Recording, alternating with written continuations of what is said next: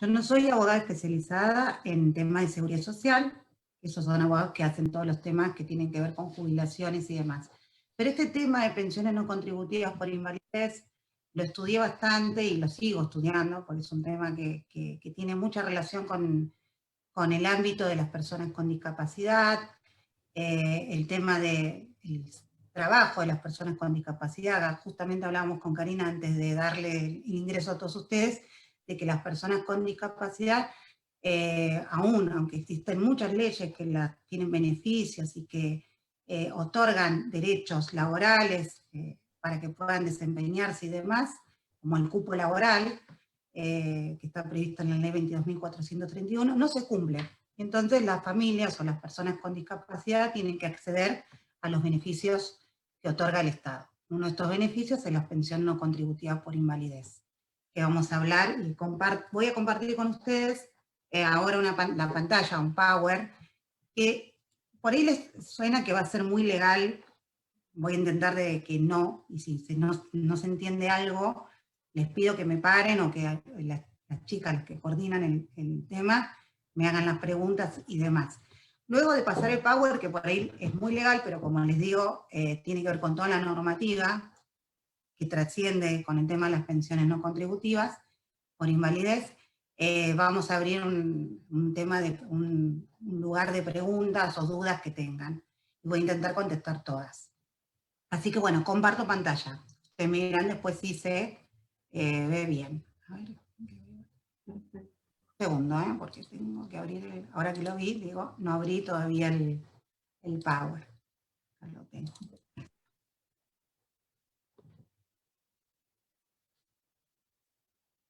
Bien, ahora sí. Ahora sí.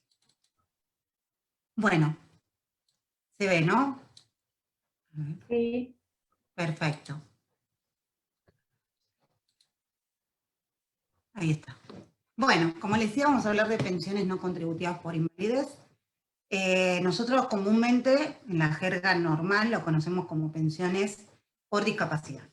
La ley habla de pensiones no contributivas por invalidez, está prevista en el artículo 9 de la ley 13.478, es una ley muy vieja, y lo reglamentó este artículo el decreto reglamentario 432 de 1997. Y también vamos a tratar, por último, las nuevas resoluciones de la Agencia Nacional de Discapacidad que se dictaron durante el año 2020, en el medio de la pandemia, y el 2021, que morigeraron algunos de los requisitos que prevé el decreto reglamentario para acceder a este tipo de pensiones. Bueno, como les decía, en el artículo 9 de la ley 13.478, se facultó al Poder Ejecutivo Nacional a otorgar y fijar la reglamentación de una pensión inembargable a toda persona sin suficientes recursos propios y no amparada por un régimen previsional e imposibilitada de trabajar. Esto después lo vamos a ir viendo que se fueron morigerando estos requisitos, en principio para que se otorgue una pensión no contributiva por invalidez, la persona no tiene que tener ni recursos propios, ni estar amparada por un régimen previsional, o sea, cobrar cualquier otro tipo de prestación previsional, y tendría que encontrarse imposibilidad de trabajar. O sea, un poco más ser indigente, claramente es así. El decreto 432 de 1997, que reglamentó este artículo, prevé todos estos requisitos que ahora vamos a ver, cómo se tramita, quién lo otorga, la liquidación, suspensión y caducidad de estas prestaciones. La liquidación en pago se realiza a través del ANSES actualmente por medio de las entidades pagadoras correspondientes, que son en general los bancos, más cercano al domicilio de la persona que solicita el beneficio. Bueno, y acá es uno de los requisitos que prevé el decreto reglamentario 432 de 1997, que la persona que solicita una pensión no contributiva debe acreditar una disminución del 76% más de la capacidad laboral. Y habla de capacidad laboral, no habla de discapacidad. Esto lo remarco, ¿por qué? Porque no es lo mismo de lo que hablamos cuando hablamos de discapacidad y lo que tiene que ver con cuando solicitamos el CUT.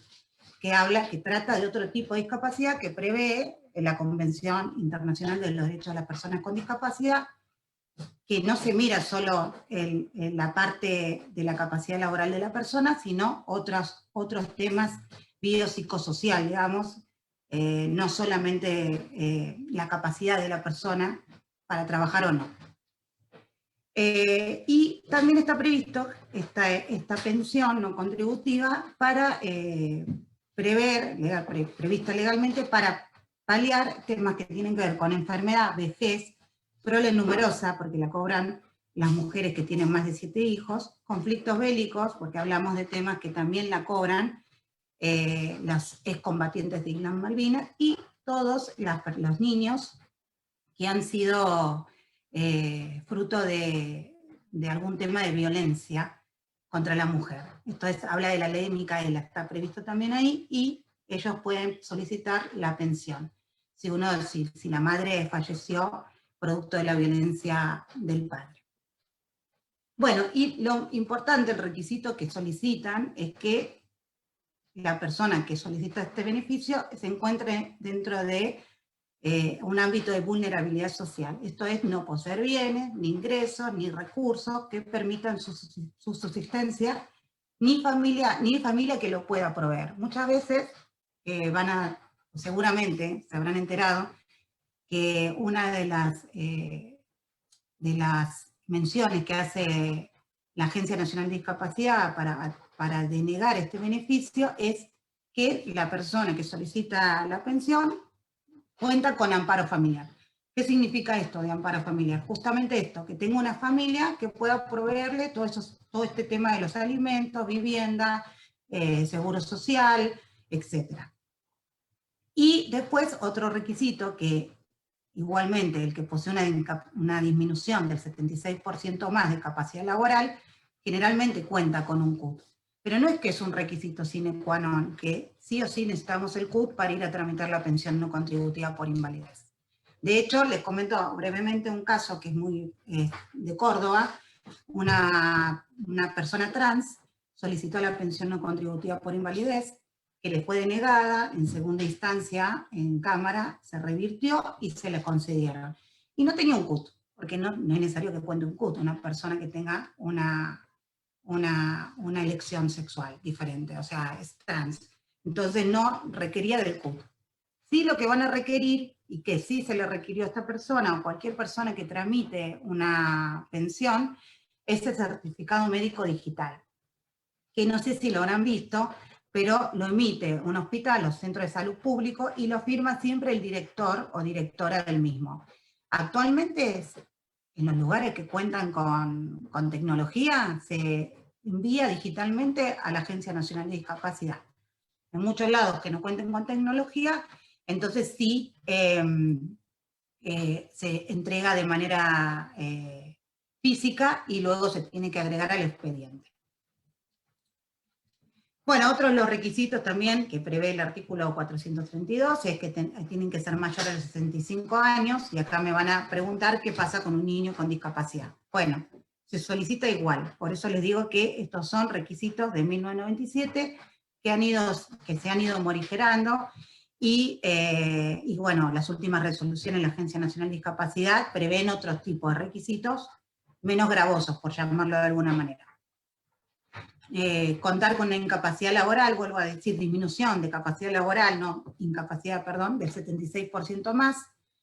¿Qué pasa? Claro, cuando es menor de edad, uno presenta el certificado de discapacidad. De todas maneras, esa persona, ese niño que tiene un CUT, no estaría en edad para laborar, así que esta incapacidad laboral o disminución laboral no le cabería. No estar empleado o en relación de dependencia, ni registrado como autónomo o monotributista. En el caso argentino, ser nativo naturalizado y estar residiendo en el país como mínimo 5 años. Y en el caso extranjero, deben acreditar una residencia mínima y continuada en el país de 20 años. Esto de extranjeros de 20 años también hay una resolución de la Corte Suprema de Justicia de la Nación que establece que es un requisito discriminatorio. Una niña boliviana que pedía también, los padres pedían la pensión y no tenían esta residencia mínima continuada de 20 años, e iniciaron la acción judicial y llegaron a la Corte, en donde la Corte dijo que estos 20 años era discriminatorio. Así que, bueno, hay jurisprudencia como para dar por tierra estos requisitos tan estrictos.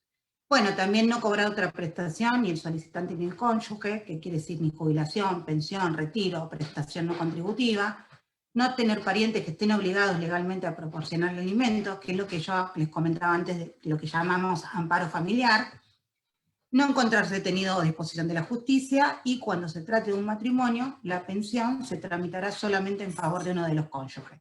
Este requisito también ha sido modificado o variado, por llamarlo de alguna manera, con una resolución de la Agencia Nacional de Discapacidad que vamos a ver a continuación.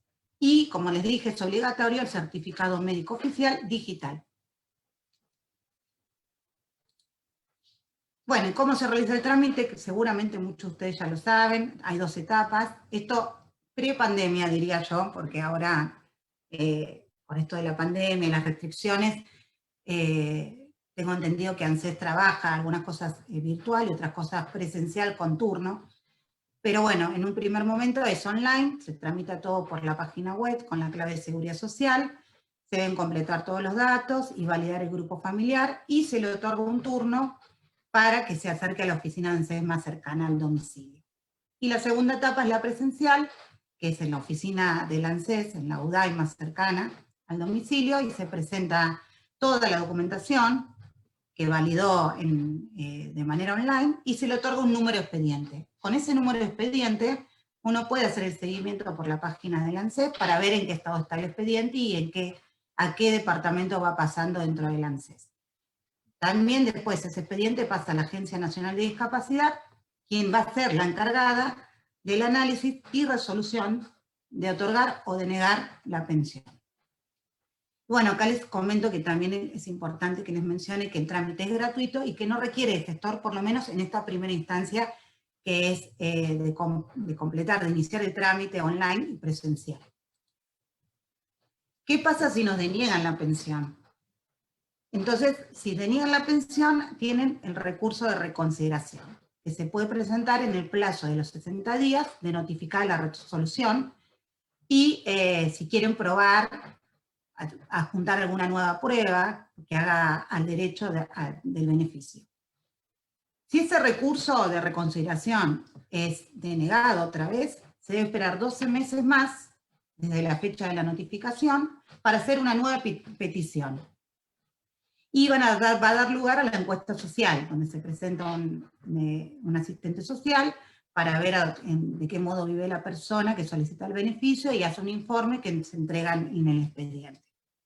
Y por último, que si se agotó toda esta vía, que es la vía previa, lo que queda es judicializar el reclamo por medio de un amparo, a donde sí van a requerir la asistencia letrada de un abogado que entienda sobre el tema, y se podrá iniciar la acción de amparo, que es una demanda, para, bueno, juntar toda la prueba y solicitar que un juez otorgue este beneficio por medio de una sentencia judicial. Bueno, esto es algo que me preguntan mucho, entonces lo remarco bastante porque siempre me dicen, la pensión por invalidez, esta pensión de la que venimos hablando, ¿es retroactiva? ¿Tengo que cobrar retroactivo desde que inicio y hasta que me la otorgan? No. No genera retroactivos como cualquier otro tipo de jubilación o otro tipo de pensión. Desde que uno inicia el trámite, te otorgan el número de expediente, uno ya puede contar que va a cobrar el retroactivo. No, esta pensión se empieza a cobrar al mes siguiente de la resolución del otorgamiento. Es decir, que si vos inicias una pensión y la Agencia Nacional de Discapacidad, en este caso, que es la que tiene que resolver la pensión, se demora 2 años, no se cobran los retroactivos. Bueno, y ahora sí voy a comentarles un poco más sobre los nuevos criterios de estado, así dice la resolución, nuevos criterios para determinar el estado de vulnerabilidad de las personas que solicitan la pensión no contributiva por invalidez.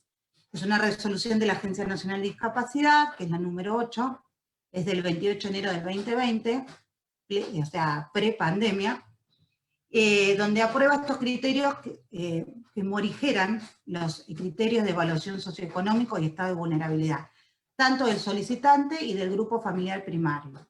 El grupo familiar primario es padre, cónyuge y conviviente del solicitante. Estos requisitos que vimos del decreto 432. Bueno, estos se basan en criterios de si la persona o su grupo familiar primario tiene automotor, tiene un inmueble y tiene ingresos. Esos son los cortes que va a mirar, que va a evaluar la Agencia Nacional de Discapacidad. Y de hecho, no es solo que lo evalúa con los informes que se presentan cuando inician el trámite, sino que libra oficios al registro automotor, al registro de la propiedad y al ANSES o a la FIP para saber si la persona que solicita el beneficio o su grupo familiar primario tiene estos bienes. Bueno, cuando hablamos de automotores, se va a seguir considerando vulnerable, es decir, que podrá ser otorgado el beneficio, si el automóvil que tenga la persona que solicita el beneficio o bien su grupo familiar primario tiene una antigüedad mayor a los 10 años. ¿Qué pasa si tiene una antigüedad menor a los 10 años? Bueno, tiene que justificar la forma de adquisición del vehículo, detallar los gastos mensuales, patentes, seguro, combustible, etcétera, cómo solventa los gastos de mantenimiento y el uso o usufructo, y quién detenta la posesión del vehículo. Yo generalmente les comento, que les digo a los clientes o a las personas que me consultan por este tema, que si tienen un CUT, un certificado único de discapacidad, y solicitan la pensión y tienen algún tipo de automotor, sí tienen la OLEA para el transporte gratuito y demás de la persona con discapacidad. Generalmente, la persona con discapacidad, la familia tiene un automóvil, que además que la usa para uso propio, también es para transportar a la persona con discapacidad a las diferentes terapias y demás, y tratamientos. Bueno, en cuanto al cruce de los inmuebles, bueno, si es propietario de un inmueble y él mismo vive ahí, la persona que solicita el beneficio vive ahí, se sigue considerando vulnerable y tendría derecho a que le otorguen la pensión. Si no coincide con su domicilio, se tiene que justificar el usufructo y titularidad del bien. Y acá les comento un caso. Me pasó con unos clientes que una mamá solicita la pensión no contributiva por invalidez para su hijo con TGD no especificado, en ese momento se llama TGD no especificado, y surge que le deniegan la pensión porque del informe o el oficio que libran al registro de la propiedad inmueble surgía que tenía un inmueble. Lo cierto es que esta señora no tenía un inmueble, sino que el padre le había donado en vida un inmueble. Tenía la escritura de donación, pero digamos, la vivienda seguía siendo del padre, porque la usufructaba el padre, porque el derecho era hasta que él viviera. Cuando dejara de vivir, directamente donaba a ella y a sus 4 hermanos, no solo a ella, no es que era el 100% de ella, el inmueble. Esto era los efectos de que no tuvieran que abrir una sucesión para que generar más gastos para hacerse del inmueble. Entonces, bueno, se presentó esa escritura y se informó que el padre aún vivía y que el usufructo lo tenía él, hasta que falleciera, y por ende no era en ese momento un requisito para negárselo. Estamos hablando de que no existían todavía estas nuevas resoluciones que morigeran los requisitos.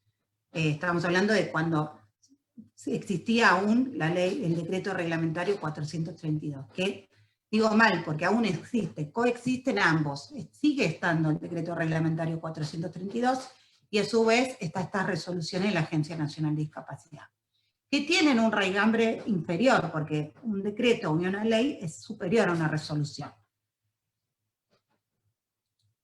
Bueno, y en cuanto a los ingresos familiares, en esta resolución 8 de la Agencia Nacional de Discapacidad mencionan que los ingresos netos que perciba el grupo familiar directo no pueden ser superiores al valor de 4 jubilaciones mínimas. Y en cuanto al tema también de las jubilaciones y pensiones, si perciben los padres, acá habla de padres, no cónyuges, fíjense, vamos a ver el tema de los cónyuges o convivientes, no deben superar el equivalente también a 4 jubilaciones mínimas. Es decir, que si la misma persona que solicita la pensión tiene un ingreso que no supera de 4 jubilaciones mínimas, o sus padres perciben una jubilación o pensión que tampoco superan las 4 jubilaciones mínimas, entonces en ese caso deberían de otorgarle la pensión no contributiva. Después tenemos otra resolución, que es la 642 del 2020, también de la Agencia Nacional de Discapacidad, ya de agosto del año pasado, que modifica uno de los requisitos más cuestionados por el colectivo de personas con discapacidad. Esto es que declaraba incompatible la percepción del beneficio por parte de ambos cónyuges. Recuerdan que en la primera Filmina les comentaba que siempre en un matrimonio ambos tenían derecho a solicitar la pensión no contributiva por invalidez, solo era otorgada a uno de ellos, no a los dos. Bueno, con esta resolución elimina esta incompatibilidad y establece que si las dos personas con beneficio deciden formalizar su relación por matrimonio o unión convivencial, mantendrán ambas la percepción de la pensión no contributiva. Acá entiendo que, como dice, deciden formalizar su relación por matrimonio, es como que en su momento ninguna de las dos estaban casadas, ni estaban en matrimonio, no estaban en matrimonio, ni vivían en unión convivencial, y una vez que lo hacen, deciden solicitar la pensión. Es como que queda en medio en una nebulosa, hay que hacer una interpretación más estricta de la resolución, pero por otro lado dice que elimina la incompatibilidad que existía antes. Bueno, y después tenemos el tema del empleo en relación de dependencia del titular de la pensión no contributiva por invalidez. Esta también es otra resolución de la Agencia Nacional de Discapacidad, que es la número 34, es de febrero del 2020, que determina que una persona con discapacidad que percibe una pensión por invalidez, si es contratada laboralmente en relación de dependencia, tiene derecho a seguir cobrando dicha asignación, pero solo en los casos que su sueldo no supere también las 4 jubilaciones mínimas netas. Tiene una intención esta resolución, la intención es favorecer el derecho al trabajo digno registrado en los términos de la Convención Internacional de los Derechos de las Personas con Discapacidad, y frente a la pérdida del mismo, o sea, si la persona con discapacidad pierde el empleo, como cualquiera de nosotros, el acceso inmediato al beneficio suspendido de la pensión no contributiva. Bueno, esta resolución, la resolución 36/2021, actualizó las condiciones de suspensión de las pensiones en caso de percepción de ingresos económicos por vínculo laboral, que es lo que le comentaba anteriormente, que dispone que los titulares de las pensiones no accedan a un vínculo laboral formal, a un vínculo laboral formal, cualquiera sea su modalidad, verán suspendidos temporalmente el beneficio y no caducado. Esto quisieron aclarar un poco el tema de suspensión y caducidad. En general, cuando una persona con discapacidad y beneficiaria de una pensión no contributiva por invalidez obtenía una relación laboral registrada, se le daba por caducado el beneficio, no se le suspendía, se le caducaba el beneficio. Entonces, para volver a restablecerlo una vez que perdía el empleo, tenía que iniciar un nuevo trámite de cero, esperar todo el proceso para que le otorguen la nueva pensión. En este caso, si la persona accede a un empleo, se le suspende el beneficio y una vez que pierde el empleo, sea por la causal que sea, puede restablecerlo inmediatamente. Y bueno, acá hay dice que para hacerlo efectivo las personas deberán notificar dentro de los 15 días hábiles del inicio de la relación laboral por mail a suspensión.pnc@andis.gov.ar o por teléfono, a los teléfonos que ven aquí, o por WhatsApp del nuevo empleo. Después tenemos también otra resolución, que es la 93 del 2020, de la Agencia Nacional de Discapacidad, que es de abril del año pasado, que establece cuándo los beneficiarios de pensiones por invalidez cumplen 18 años. ¿Qué pasaba En general, las personas con discapacidad, menores de edad, son los apoderados, son sus padres o su tutor, dependiendo del caso, que cobran las pensiones. Cuando cumplían los 18 años, se le daba de baja directamente o se le intimaba a que iniciaran una determinación de la capacidad jurídica para poder seguir cobrando la pensión. Esto era un disparate, porque, a ver, se supone que la capacidad, no se supone, sino que la capacidad la tenemos todos y también las personas con discapacidad. Y se restringe el ejercicio de la capacidad para ciertos actos. Entonces, no tenía sentido que una persona con discapacidad que cumpliera la mayoría de edad estuviera obligada a judicializar la determinación de la capacidad jurídica solo a los efectos de poder seguir cobrando la pensión. Entonces, esta resolución viene a paliar ese tema y la Agencia Nacional de Discapacidad enviará una carta certificada indicando que será el propio beneficiario quien cobrará directamente la pensión y se notificará también al ANSES para que el banco le pague a la persona con discapacidad. Esta notificación se cursará como mínimo con una antelación de 3 meses a la fecha en que el titular cumpla los 18 años de edad por medio de carta certificada. Sí, esto es cuando, lo otro es cuando, lo que hablábamos anteriormente, es cuando ya cobran la pensión y cumplen la mayoría de edad. Entonces, ¿cómo se va a tramitar? Que va a caer en cabeza de la persona con discapacidad y ella va a ser la titular del beneficio y podrá ir a cobrarla personalmente. No es necesario que tenga que inicie una acción de determinación de la capacidad jurídica para que un juez declare como apoyo al padre, madre o tutor para que pueda ir a cobrar la pensión. Pero nuevas pensiones, las pensiones nuevas, que una persona que ya tiene 18 años y quiere iniciar el trámite de pensión, se podrá presentar automáticamente la persona sola, por sí, en la ventanilla única del ANSES o con sus apoyos extrajudiciales. Sí, también. A ver, perdón, doctora. Hay alguien que tiene el micrófono abierto. ¿Lo pueden cerrar, por favor? Gracias. Gracias. Bueno. No, están todos los periodistas re calientes con esto nuevo que hicieron ahora.